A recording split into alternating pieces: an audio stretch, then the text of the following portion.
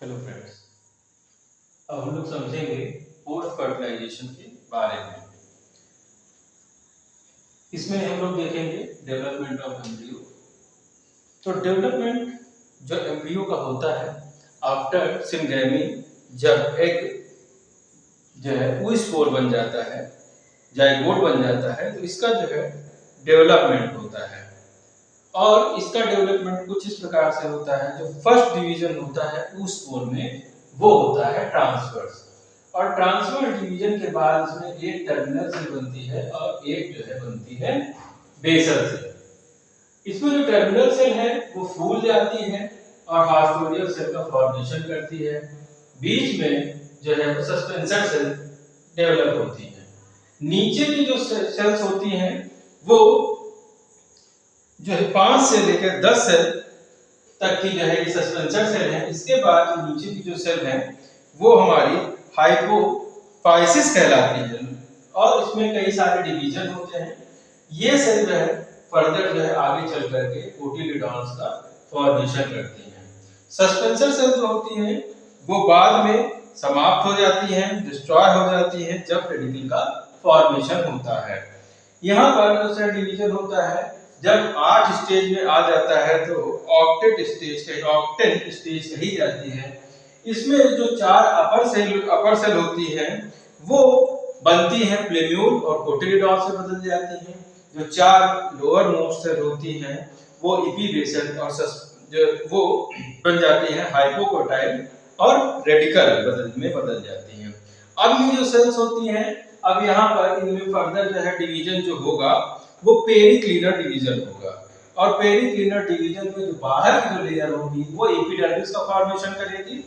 इसके बाद सेंटर में ट्रांसवर्स और वर्टिकल डिवीजन होने शुरू हो जाएंगे, और इस प्रकार से फॉर्मेशन होगा प्लीरोम का सेंटर पार्ट में। किनारे की तरफ पेरीप्लेन का फॉर्मेशन होगा जो कि प्लीरोम और डर्मेटोजेल के बीच में होगा।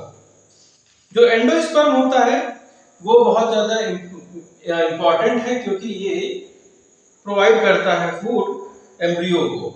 और जो एंडोस्पर्म है ये कई प्रकार के हो सकते हैं। इनके जो टाइप्स हैं ये न्यूसेलर टाइप होते हैं। जब एंडोस्पर्म मदर सेल जो होती है डिवाइड करती है और इनके बीच में किसी प्रकार की वॉल का फॉर्मेशन नहीं होता है तो ये न्यूक्लियर टाइप कहलाते हैं। लेकिन अगर हर डिवीजन के बाद में सेल वॉल जो वॉल का फॉर्मेशन होता चला जाएगा तो इसको हम लोग सेलुलर टाइप ऑफ एंडोस्पर्म बोलेंगे। और हीलोबियल टाइप ऑफ एंडोस्पर्म होता है जिसमें कि ये दोनों के बीच की स्टेज है, न्यूक्लियर और सेलुलर टाइप के बीच की ये स्टेज होती है।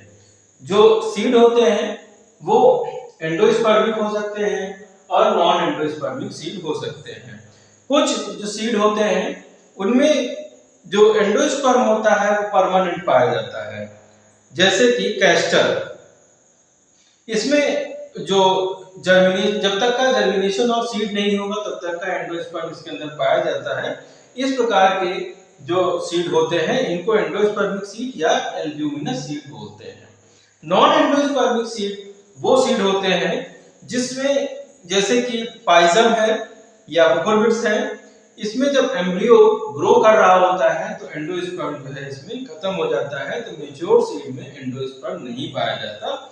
इस प्रकार के जो सीड्स होते हैं इनको नॉन एंडोस्पर्मिक या एक्स एल्ब्यूमिनस सीड्स कहा जाता है। जो सीड होते हैं वो रिजल्ट होते हैं डबल फर्टिलाइजेशन का, और इसके अंदर जब सीड बनता है तो बहुत सारे चेंजेस आ रहे होते हैं, क्योंकि इसमें जो आउटर इंटेगमेंट होता है वो हार्ड हो जाता है और टेस्टा का फॉर्मेशन करता है। इनर इंटेगमेंट जो पतला और थिन और पेपरी होता है वो जो है टेगमेंट का फॉर्मेशन करता है।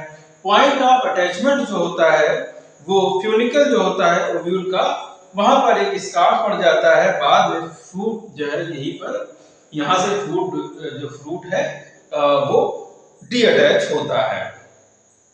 फ्रूट की बात करें तो फ्रूट जो होता है वो एक प्रकार की राइपेंड ओवरी है जो कि इंक्लोज्ड होती है सीड के अंदर। फ्रूट सीड जो होता है फ्रूट के अंदर पाया जाता है। जो ओवरी वॉल डेवलप होती है और उस ओवरी वॉल को फ्रूट की वॉल कहा जाता है।